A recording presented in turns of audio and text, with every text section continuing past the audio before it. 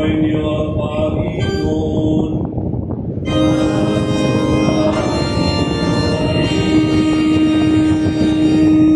Magbabasa mula sa Ebanghelyo ayon kay San Juan.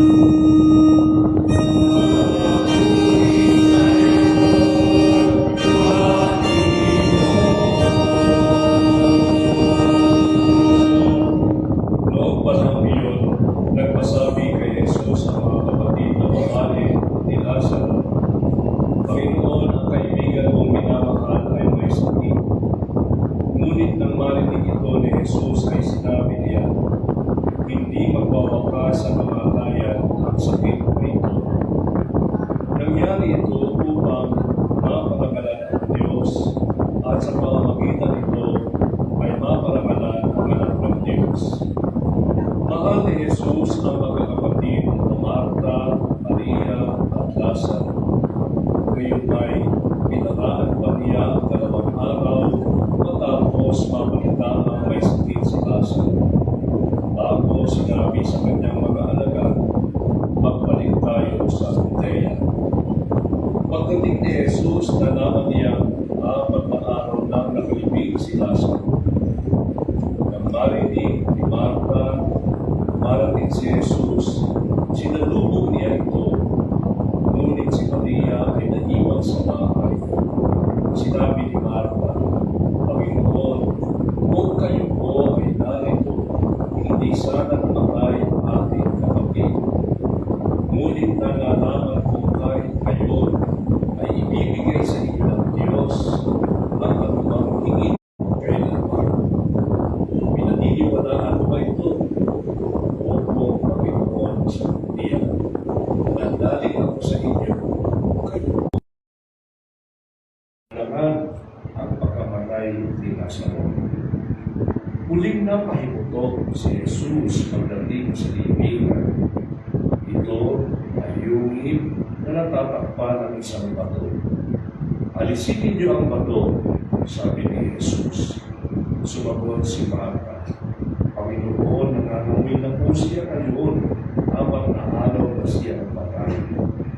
Sinabi ni Jesus, "Di ba sinabi ko sa iyo na kung mananalig ka sa akin, ay makikita mo kung gaano kadakila ang Diyos?"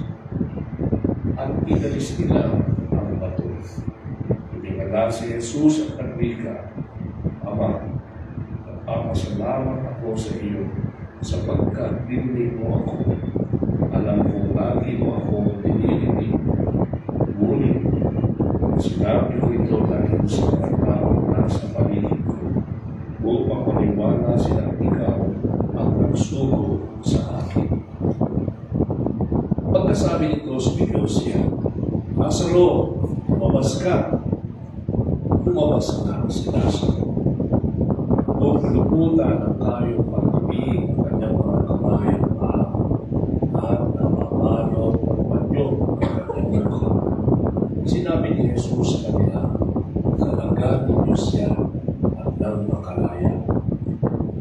Marami sa mga hudyong dumalaw kay Maria ang nakakita sa ginawa ni Jesus at nanagin sa kanya. Ito ang Ebanghelyo ng Panginoon. Pinupuri ka namin, Panginoon Jesucristo.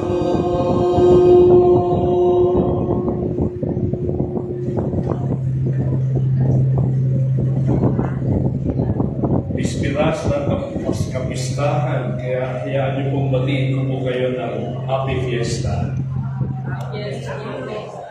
Happy Fiesta. Palagyan natin ang buhay. Happy Fiesta! Happy Fiesta! Parang pa lang sa mga sagwa. Kaya siya hindi nandito pa na nakabago na pala. Okay. Gulat na ako. Kala kami aparisyon. Nandito na pala kayo. Okay. So, binabati ko po ang sambayanan ng mga barangay na natitipon na boto ng Kambal na Cruz. 147, 149, 150, 151, 154, 160.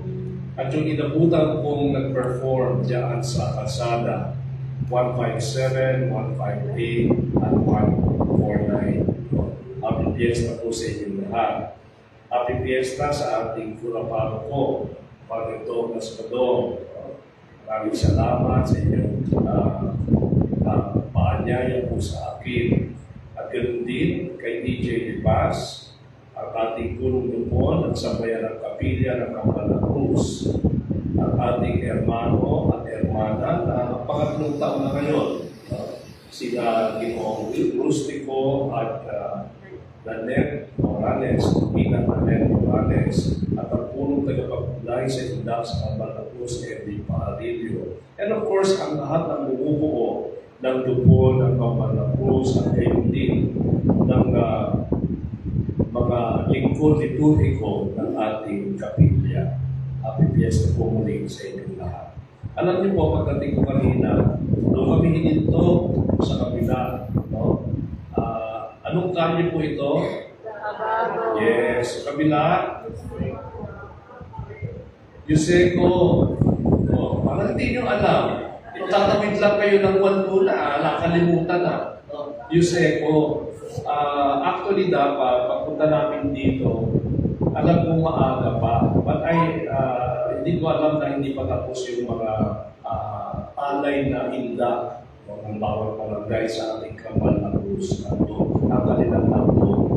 So, hindi naman alam ng Grab, kasi naka-Grab lang po kami. Kung saan dadaan, of course, GPS lang yan. Nilagay ko yung address ng ating hermano at hermana doon sa may Antipolo. Kasi sabi ko, gusto ko doon magpahinga muna sa kanilang tahanan bago pumunta dito.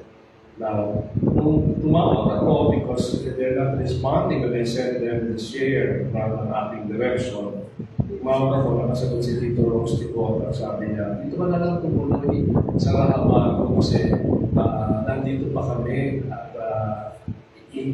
sinasagawa ang handog, sabi niya dyan sa Kampala Cruz. So, hindi ko naman namalayan kasi pag dating namin banda dyan, hindi ko alam na yung second na pala yun because I wasn't aware sa mga kanya that may binabasa ako sa aking cellphone. Nakita ko may mga ilaw-ilaw na, Tapos medyo huminto na kami doon. Sabi ko, anong kanya na po ito? Sabi ko doon sa driver. Sabi ni Kuya, sumahan mo. Yung second po. Sarado na eh. Wala na tayong dadaanan. Lahat lumiliko papuntang Tayuban. Sabi ko gano'n. Huwag na lang po. Sabi ko ganyan. Lalakarin na lang po namin mula doon papunta dito sa Tabaco. So, bumaba na kami. Sabi ko sa taxi cab driver, mag-U-turn na kayo. Matatraffic kayo dito. So, U-turn na siya. And then until I reached the stage, at yung malapit ko sa stage, of course, I was warmly welcome, with the lupon, at ang mga ilang sa manas, at mga dako sa stage. And what a view, talaga nakita ko. Yung mga nagsayaw mula sa barangay, yung mga kuminda. Talagang pati yung mga drums, everything. Actually, nagreklamo nga yung aking yung aking lelo. Sabi ka mo, lumalabas dito, bibigil ka. Hindi pa totoo, no? Sabi dito, the frequency of the sound is so high that it can destroy your hearing, no? Nakalabing dito, sabi ko, tawag pa kayo lang. Sabi ko, gano'n. Tawag pa kayo lang, basta manonood ako. Okay, so pinanood ko yung mga nagsasayaw. And you know what? Inaantok ako eh. Dumating ako dito. Pinanood nyo, gising ako ngayon. Di ba? Well, that is the effect. No? That is the effect. No? They're not just in that. And for me, they're not just in that. Kaya nga nung habang nagsasayaw sila, I'm talking to the Lord. No? Nakikipag-usap ako sa Panginoon. I wasn't just watching you. I'm talking to the Lord kasi nagmamayabang si Edwin. BBC kami. Sabi ko, gano'n? Sa akin? Ano naman? BBC ka kayo. Pero you know what? Sabi ko, Edwin, it's just one of the manifestations of BEC. BEC po is Basic Ecclesial Communities. Yun po ibig sabihin ng BEC. Sabi ko, sure, okay, congratulations. Sabi ko ganyan, pasaya. Sabi ko sa kanya talaga. And then pinakita niya yung ID niya, chair. Alam ko yun, talagang pinaalam niya, kaya sinabi ko dito eh, punong tagapagpupunay. So, nung makikita ko talaga, nakikita ko yung mga kabataan, liigda, masaya. So alive, masaya talaga. Because it's a manifestation of life. Masaya. Tandaan niyo po. Kung ang buhay niyo malungkot, hindi buhay. Tandaan niyo yan. And so I was looking just at the kids, no, and the youth. Sabi ko ganyan, Panginoon, magpupunatilihin lamang ang kanilang pagpupukay sa inyo sa paghinda. Sabi ko, manapay ang kanilang pagpupukay ay tunay na tumimo sa kanilang puso, kaluluwa, isip, at yung nakita ko, lakas. Lakas. Buhay na buhay. I cannot do that anymore. Tita-tita, magagawa pa ba natin mo? Gano'n? Oo. Di ba? Pagka medyo umindahid ako na, nasasakit na yung likod ko eh. No? Masyado ng maraming asin ang ating buto. Ha? So, kaya, sabi ko, yun, hindi lamang lakas, kundi puso, kaluluwa, isip at lakas. Ang kanilang paghahandog sa inyo, sapagkat yan ang mahalaga. No? Because that is the whole life. At yun ang mga tanda ng buhay, puso, kaluluwa, isip at lakas. Kaya nung sinabi ng Panginoon, Jesus, ano ang pinakamahalagang batas?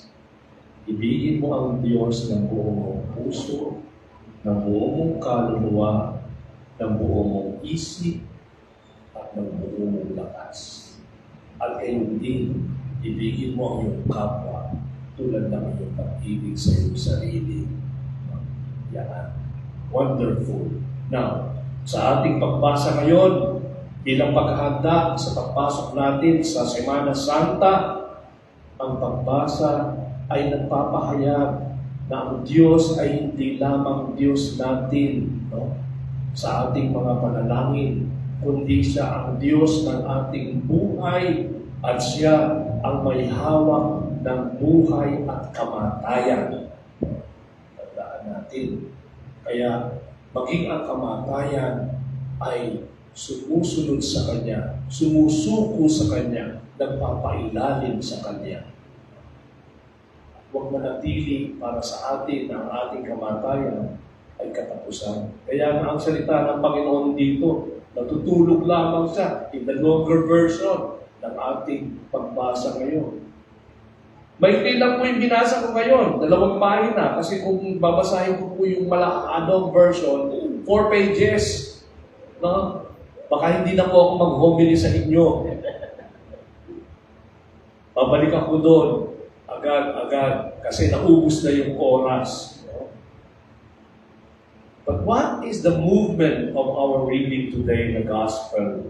The movement is from death to life. Yun po yun. Yun ang paglakad, no? Ng ating kasaysayan mula kamatayan tungo sa buhay. From death to life. Alam niyo po, sa ating buhay, spiritual, may kinalaman din ito. Tayong mga natitipon ngayon at nagbibigay bugay sa misteryo ng krus ng ating Panginoon. Una, maliban sa ating Panginoong Jesucristo, ang isang karakter na litaw ay si Lazaro. Ang salitang Lazaro ay Griego at Latin. Pero originally ito ay galing sa salitang Hebreo na Eleazar.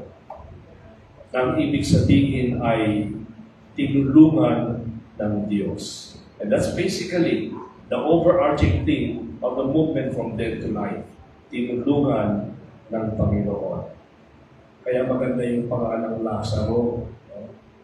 Ibig sabihin, God has helped tinulungan ng Panginoon. Ngayon, nais ko pong daanin ang movement na ito sa acronym ng ating pagninilay, from death to life, most especially sa ating spiritual life. Death. Spell nyo nga po ang death. Excellent. Oo. Valedictorian. Summa cum laude. D-E-A-D. So in our spiritual life, ano ba yung mga manifestations ng kamatayan? D. For doubt. Doubt. Pagdududa. Nadinig niyo po dito sa atin, Ebanghelyo. Pagamat sinabi na ni Martha at ni Maria, ni Martha na naniniwala siya sa muling pagkabuhay, nung bubuksan na yung libingan, huwag na po, Panginoon, 4 na araw na po siyang patay. Short of saying, mabaho na po. Nangangamoy na yan. Yun. Somehow she doubted. She doubted. Actually, yung expression nila ni Maria, si Maria din nagsabi when Maria met the Lord, the same, Lord, if you have been here, Panginoon, kung narito lamang kayo. So, ibig sabihin, naisip nila, wala, Panginoon. Yun. How often do we doubt God as a manifestation of death of our spiritual life?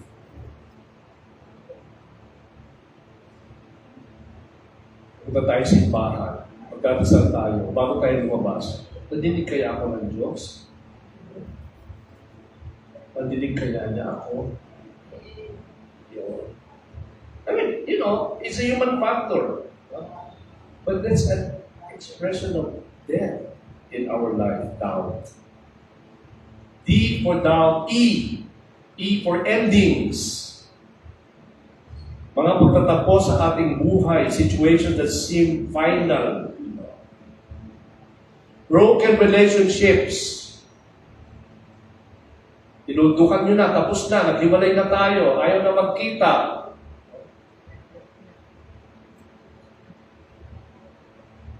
Lost opportunities. Mga pagkakataong pinalagpas natin, pinabayaan natin. Dahil sa ating mga maling mga pagpapasya. Failed plans. Mga planong hindi na naisagawa at nananatiling pangarap. Those are endings in our life. Somehow we die. So D for doubt, E for endings, A. Anguish. Anguish. Ano yung anguish? Matinding kalungkutan. Alam niyo po, sabi ng mga psychologists, loneliness springs from not belonging. Tagalogin ko, ang kalungkutan daw ay umuugat sa hindi pagiging bahagi. Nung hindi ka kasama, pinag-iisa ka lang, wala kang katulong, wala kang kaakbay, malungkot ang mag-isa sa buhay. Pero kahit ikaw ay pisikal na nag-iisa, subalit buhay sa iyong puso, isip, kaluluwa at iyong lakas na hindi ka nag-iisa dahil hindi ka pinababayaan ng mga nagmamahal sa iyo. Masaya. So, anguish means separation, not being with. Naramdaman niya ng Panginoon. Kaya siya ay umiyak. Bakit? Kasi nahiwalay sa kanya si Lazaro. Tumangis ang sabi dito. He mourned. Bakit? Sapagkat wala sa plano ng Diyos ang isa man sa kanyang minamahal ang mawalay sa kanya. And this is written in the Gospel according to St. John. It is not in the plan of God that anyone given to me by the Father should be lost. Sinabi na natin Panginoon sa Kristo yan sa kanyang pagtuturo. Kaya para sa kanya, we belong to Him, He belongs to us. At ito nagsimula pa sa lumang tipan nung sinabi ni Yahweh sa bayang Israel, kayo Israel ang aking bayan, at ako, si Yahweh, ang inyong Panginoon. That's belongingness. So one of the manifestations of death is humiwalay ka, lumayo ka, o meron kang ihiniwalay at meron kang inilayo. D for delay. Minsan akalain natin yung matagal na hindi dumadating, akala natin ay yun na. Pero magugulat na lang tayo na hindi pala. Sometimes God seems late, pero tandaan po namin, He is never absent in our existence. Hindi siya wala sa ating buhay. Kaya, I repeat, doubt, endings, anguish, and delay would spell death in our life. Ano naman yung movement from death to life? Ano yung life? The story of the Lord ay hindi nagtapos sa libingan at kanyang binigkas kay Martha at sa mga taong nandoon, I am the resurrection and the life. Ako ang muling pagkabuhay at ang buhay. Spell po natin ang life. Very good. 100%. Galing. Okay. L. Lordship of Christ. Ang pagiging Panginoon ni Jesucristo ay maging sa ating kamatayan. Dadating ang kamatayan, sigurado po yan. Ngayong matanda na ako, every time that I attend a funeral or even visit a wake, nagtatanong ako sa sarili ko, kailan darating ang aking oras? You know, when I was younger, like 21 hanggang 30, hindi ko po yan tinatanong. No? Kasi wala pang sumasakit sa katawan ko. At hindi pa ako umiinom ng maintenance medicine.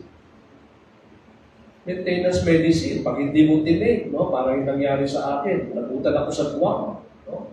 Naubusan ako ng gamot. 4 na araw. Pagdating ko sa Pilipinas, pababa sa airport, diretso ako sa ospital. Pagdating sa emergency room, diretso sa ICU. Galit na galit ang doktor sa akin. At ang sabi niya, anong nangyari? Ang sabi ko, akala ko okay lang na 4 na araw, hindi uminom ng hypertensive na gamot. Naku! Kung gusto mo mamatay, ulitin mo! Sabi gano'n sa akin. No? At kahit na po ako naka-maintenance medicine ngayon, at kahit na ako ay senior na nasa last quarter na ng ating buhay, I declare that Jesus Christ has lordship over not only life, but also death. Yung mga nauna na sa akin, sigurado ako, sa aking pananalig, na aking pinananaligan ng ating Diyos na buhay, ay makakatagpo ko muli. L, the Lordship of Christ. I, invitation to believe. At ito ang tanong niya. Nananalig ka ba na mangyayari ito? Sabi niya kay Martha. Sabi naman ni Martha, Opo, Panginoon, mabubuhay ang aking kapatid sa muling pagkabuhay ng mga matay. It's very doctrinal, manukan lang sila. Kasi yun ang doctrine. Pero sabi ng Panginoon, hindi. Ngayon, sapagkat ako'y Panginoon ng buhay at kamatayan. So, sa buhay natin sa paglalakbay na ito, patuloy ang paanyaya ng Panginoon. Every day, every second, every minute, Every hour, every day, every week, every month, hanggang humihinga tayo, ang paanyaya ng Panginoon na manalig sa Kanya ay patuloy. Dadating ang mga temptations, no? Ang mga pagsubok, but still we hold on. Sabihin natin, Panginoon, I believe na nanalig ako. And we have to say it really with our heart, conviction, ang buong pananampalataya. Letter F, freedom from the tomb. Ang sabi ng Panginoon, Lazarus, come out. At tinatawag din tayo ng ating Panginoon sa lahat, no, ng mga bumabalot sa atin at mga tumatali sa atin, ang mga pumipikit sa atin. Number 1, kasalanan. Kasalanan. Kaya nang sinabi ng Panginoon, Lazarus, come out, tinatawag din po niya tayo sa ating kanya-kanyang pangalan. Lumabas tayo mula sa kadiliman ng kasalanan. Pangalawa, fear, takot. Hindi ibig sabihin na tayo ay maging parang paniwalaan natin. Hindi. Ang kalayaan natin sa takot ay ang pagkapit natin sa ating Panginoon na hindi tayo pababayaan. Ikatlo, despair, kawalang pag-asa. Patuloy tayong kumapit sa ating Panginoon. And what is key, yung pinakahuli, ng life, everlasting hope. Hindi tayo binibigyan ng ating Panginoon ng panandaliang relief. Ang naghihintay sa atin ay everlasting life. But what's the turning point of the movement from death to life? Yung nasa gitna niyan is faith. Pananalig. And that is the key moment of the miracle. Do you believe this? Sabi ni Martha, opo. And then the Lord performed a miracle.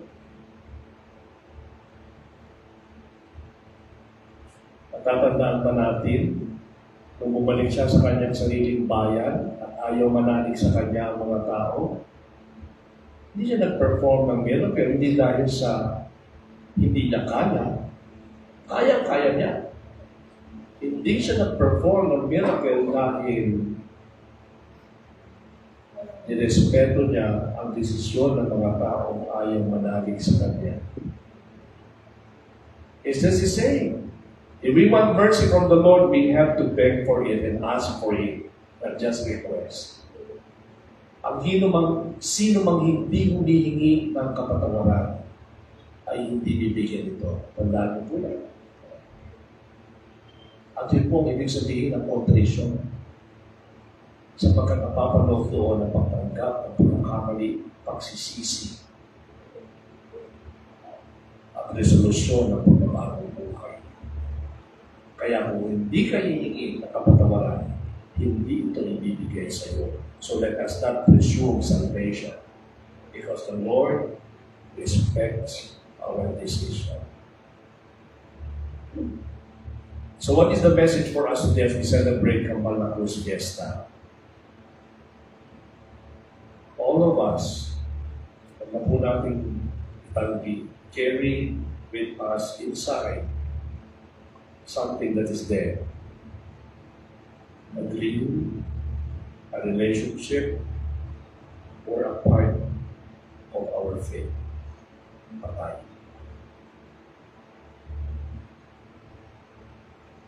At anong sinasabi sa atin ng ating Panginoon ngayon? Take away the stone. Come out. Come out. So during this Lent, nagdiriwag din tayo ng sakripisyo ng ating Panginoon sa krus. Ano yung movement natin from death to life? This journey of Lent is from doubt to faith, from despair to hope, from death to resurrection. And He is commanding us to come out of fear, come out of sin, come out of whatever is holding us back, to put our faith in the Lord. I am so happy that you are expressing our faith in the Lord, at least liturgically, but I am sure it is welling up from the conviction mula sa ating pananalig sa puso, sa kaluluwa, sa isip at lakas, na ang Panginoon ay buhay at hindi tayo pababayaan. Happy Fiesta sa inyong lahat.